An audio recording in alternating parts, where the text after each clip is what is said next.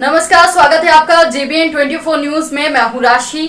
आइए नजर डालेंगे अब तक की कुछ बड़ी खबरों पर।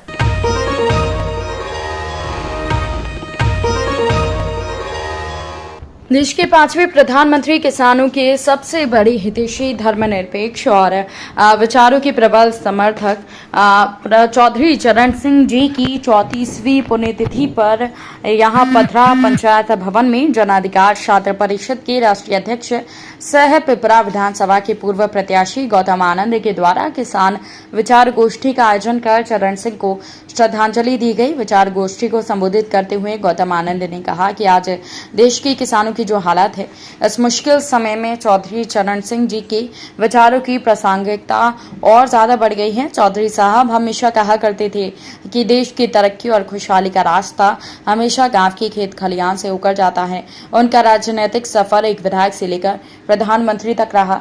इस बीच उत्तर प्रदेश के कृषि मंत्री से लेकर मुख्यमंत्री और फिर देश के गृह मंत्री से लेकर प्रधानमंत्री तक उनका फोकस हमेशा किसानों के उत्थान को लेकर रहा। साथ ही जबरदस्ती रामविलास पासवान और शरद यादव को कांग्रेस के दिग्गज नेताओं के खिलाफ चुनाव लड़ाकर राजनीति में उन्होंने प्रवेश कराया। जिस दिन मीडिया चौधरी चरण सिंह को गाली के बदले बड़ाई करने लगेगी, समझ लेना चरण सिंह बिक गया है।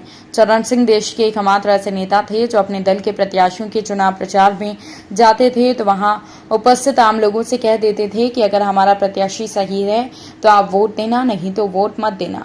ऐसे ईमानदार नेता चौधरी चरण सिंह थे। ऐसे नेताओं का अकाल पड़ने से देश आज भयावह स्थिति में पहुंच गया है। अब एक तरफ किसानों को बदहाली की कगार पर आ गया है। किसानों का फसल औने पौने दामों में खरीदा जा रहा है तो वहीं खाद, बीज, डीजल की महंगाई किसानों का कमर तोड़ कर रख दी है। गौतम आनंद ने कहा कि प्रधानमंत्री मोदी को पूंजीपतियों की दलाली और किसानों के खिलाफ हठधर्मिता छोड़कर कृषि कानूनों को वापस लेना चाहिए।